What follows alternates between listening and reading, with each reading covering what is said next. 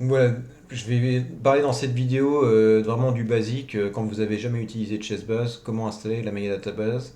Donc c'est la base de données la plus importante pour utiliser Chessbase, hein, en référence de joueurs, pour trouver des parties, se préparer, tout ça. Donc je vais d'abord vous montrer comment installer la Mega Database. Donc vous avez téléchargé par votre compte Chessbase quand vous avez acheté la méga database des fichiers .exe. Vous avez cliqué sur le 2CBH. Je vous conseille d'utiliser le 2CBH parce que c'est la base la plus moderne, qui est la plus rapide quand vous utilisez Chessbase 18 ou Chessbase 17, c'était déjà le cas.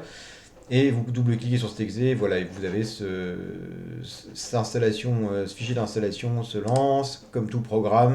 Vous choisissez un dossier d'installation, vous cliquez sur installer, et ça va installer la méga database. Moi, je ne vais pas le faire parce que sur mon ordinateur, ça a déjà été fait. Il faut être un peu patient. Voilà, moi, je vais vous montrer désormais comment ça marche quand vous l'avez effectué de votre côté. Je mets la vidéo en pause et je vais sur Chessbase 18.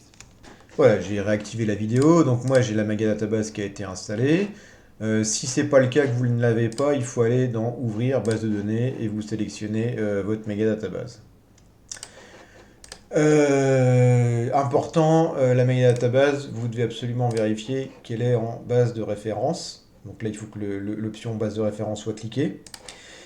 Et voilà à quoi ça va vous servir cette Mega Database. Alors, à étudier les ouvertures. Donc, par exemple, quand vous cliquez sur référence ici, si vous avez bien sélectionné la Mega Database en référence, vous avez les ouvertures qui s'affichent, les coûts des ouvertures qui s'affichent. Donc ça, on en a déjà parlé dans les nouvelles fonctionnalités, puisque bon, dans Chessbase 18, je vous ai expliqué qu'il y avait des nouvelles fonctionnalités.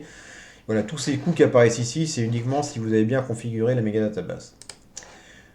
Ensuite, la Mega Database va également vous servir à chercher des parties. Vous avez plusieurs manières de le faire. Donc si vous double-cliquez sur la Mega Database, vous pouvez vous préparer contre un joueur, soit en cliquant sur joueur.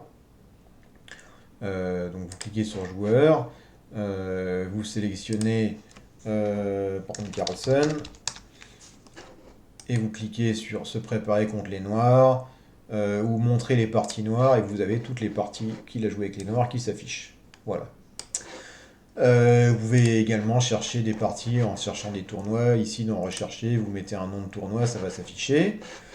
La Mega Database peut également vous servir. Vous avez une autre manière de trouver des parties, c'est en double-cliquant avec le clic droit. Vous pouvez cliquer sur Rechercher ici, et vous avez cette page qui s'affiche. On avait déjà vu comment trouver des parties par des thèmes, hein. Vous avez des thèmes ici, médailles, matériel, stratégie.